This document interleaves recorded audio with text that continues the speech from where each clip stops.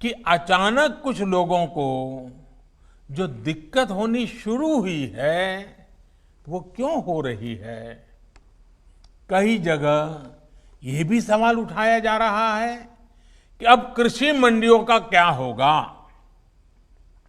क्या कृषि मंडियां बंद हो जाएगी? क्या वहां पर खरीद बंद हो जाएगी? जी नहीं, ऐसा कतई नहीं होगा। और मैं यहां स्पष्ट कर देना चाहता हूं कि ये कानून, ये बदलाव कृषि मंडियों के खिलाफ नहीं है। कृषि मंडियों में जैसे काम पहले होता था वैसे ही अब भी होगा। बल्कि ये हमारी ही एनडीए सरकार है जिसने देश की कृषि मंडियों को आधुनिक बनाने के लिए निरंतर काम किया है। कृषि मंडियों के कार्यालयों को ठीक करने के लिए, वहां का कंप्यूटराइजेशन कराने के लिए पिछले 5-6 साल में से देश में बहुत बड़ा अभियान चल रहा है। इसलिए जो ये कहता है कि नए कृषि सुधारों के बाद कृषि मंडियां समाप्त हो जाएगी, तो वो किसानों से सरासर झूठ बोल रहा है। साथियों, बहुत पुरानी कहावत है कि संगठन में शक्ति होती है। कृषि सुधार से जुड़ा दूसरा कानून इसी से प्रेरित है। आज हमारे यहां 85% से ज्यादा किसान ऐसे हैं जो बहुत थोड़ी सी जमीन उनके पास है। किसी के पास 1 एकड़, किसी के पास 2 एकड़, किसी के पास 1 हेक्टर, किसी के पास 2 हेक्टर। सब छोटे किसान हैं। छोटी सी जमीन पर खेती करके अपना गुजारा करता है। इस वजह से इनका खर्च भी बढ़ जाता है और उन्हें अपनी थोड़ी सी उपज बेचने पर सही कीमत भी नहीं मिलती है। लेकिन जब किसी क्षेत्र के ऐसे किसान अगर एक संगठन बनाकर यही काम करते हैं तो उनका खर्च भी कम होता है और सही कीमत भी सुनिश्चित होती है। बाहर से आए खरीदार इन संगठनों से बाकायदा समझौता करके सीधे उनकी उपज खरीद सकते हैं। ऐसे में किसानों के हितों की रक्षा के लिए ही दूसरा कानून बनाया गया है। एक ऐसा अनोखा कानून है जहां किसान के ऊपर कोई बंधन नहीं होगा। किसान के खेत की सुरक्षा, उसकी जमीन की मालिकी की सुरक्षा, किसान को अच्छे बीज, किसान को अच्छी खाद, सभी की जिम्मेदारी जो किसान के साथ कॉन्ट्रैक्ट करेगा उस खरीदार की होगी। किसान से जो समझौता करेगा उस समझौता करने वाले की होगी। साथियों, इन सुधारों से कृषि में निवेश बढ़ेगा, किसानों को आधुनिक टेक्नोलॉजी मिलेगी, किसानों के उत्पाद और आसानी से अंतर्राष्ट्रीय बाजार में पहुंचेंगे।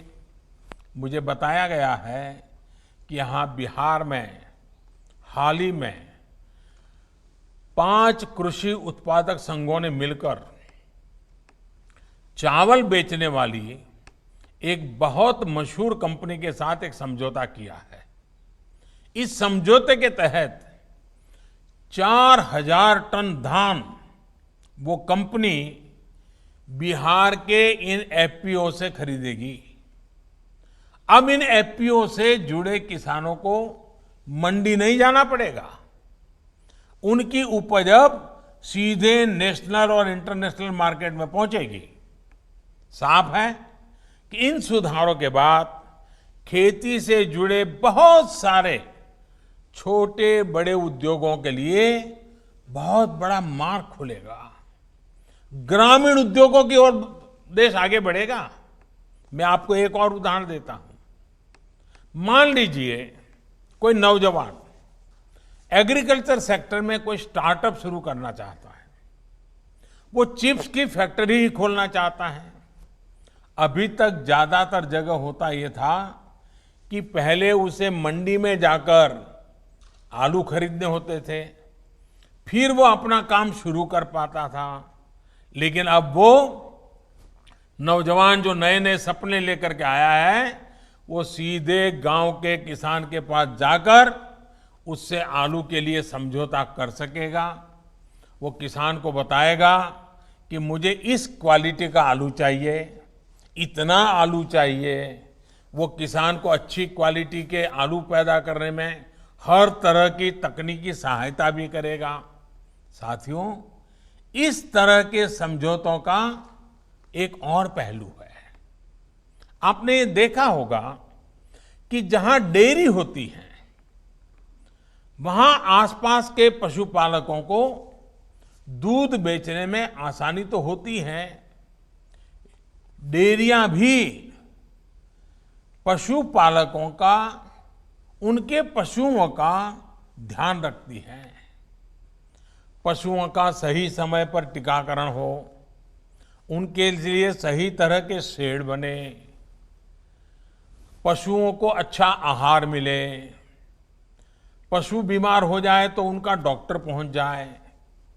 और मैं तो गुजरात में रहा हूं, मैंने देखा है डेयरी कैसे पशुओं को संभालती है। बड़ी डेयरी दूध उत्पादक उन तक जाकर के किसानों की मदद करती है। और इन सब के बाद भी ये बड़ी महत्वपूर्ण बात है, ये जो दूध खरीदने का काम है वो तो डेयरी कर लेती है, लेकिन पशु का मालिक तो पशुपालक या किसान ही रहता है। पशु का मालिक कोई और नहीं बनता है। वैसे ही जमीन का मालिक किसान ही रहेगा। ऐसे ही बदलाव अब खेती में भी होने का मार्ग खुल गया है।